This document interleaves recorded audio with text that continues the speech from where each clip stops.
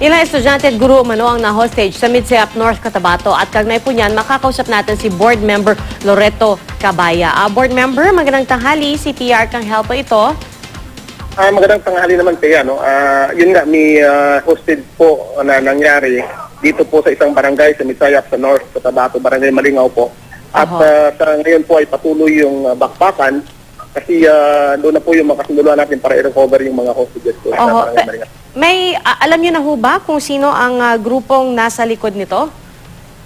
According doon sa text, no, kasi isa ako sa napasahan ng text ng sister na yon na BITF group po yung nag-hostage sa kanila at hindi sila pinalabas mula doon sa school nila.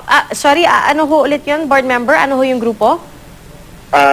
Freedom Fighter po, Bangsamoro. Okay. Sige. At nasabi ba nila, meron ho ba silang mga kondisyon na ipinarating? Nung tinawagan sa text po yun, but before po nakuha na embargo ko na confiscate yung mga cellphone, ay nakapag-text pa po. Nung tinawagan na uli yung number na yun, ay lalaki na po ang sumagot at sinabi, huwag na po kayong tumawag. Wala na po tayong komunikasyon doon sa loob kasi doon po yung talagang TV yung firing doon kasi yung sundalo natin ay they're trying of course to recover, no? Yung una, yung barangay at yung mga hostages. So yung naunang text, wala pang nabanggit, nasabi lang na sila ay na-hostage.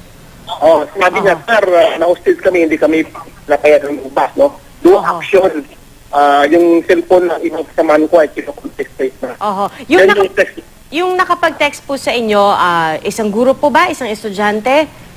Isang guro yun. Text actually yun to isang teacher din dito na pinasa din po sa ating mahal na governor at pinasa na uli sa akin. Kasi dito po ako sa governor to go here to assess the situation. At una, pangalawa po paano natin matulungan yung ma-evacuate dito.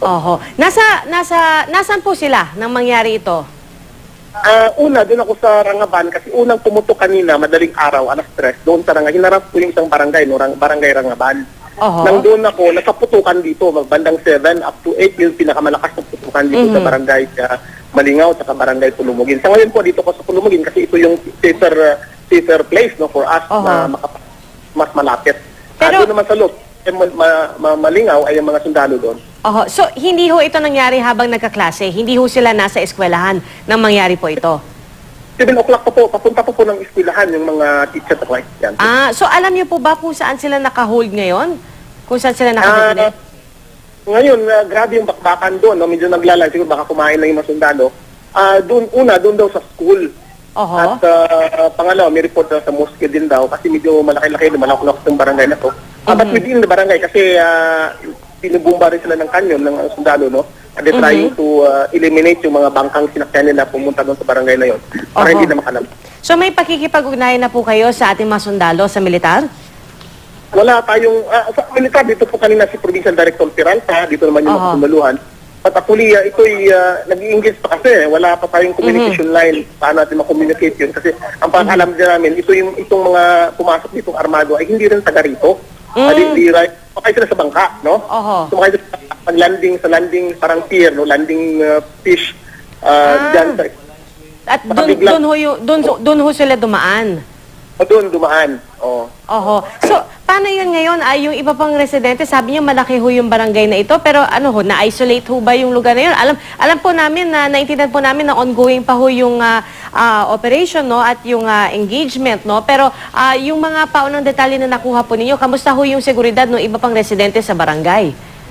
Itong barangay Pulumugin ay na-evacuate. Yung iba nakalabas naman po. Pero yung karamihan talaga andun pa andun pa sila sa barangay na yun. Hindi tayo makapagbigay ng exact figure kasi hindi man natin nakukuha talaga kasi wala tayong komunikasyon din sa loob. So, yung mga nakalabas, meron ho ba silang mga naikwento po sa inyo? Ang nakalabas kasi doon sa evacuation center, kami kasi nasa second line of parang defense kami. Yung matapos kasi nasa labas na, hindi natin nakuha yung, kasi yung first talagang concern natin paano ipalabasin yung lahat ng tao, no? Hindi natin nagawa interview pa.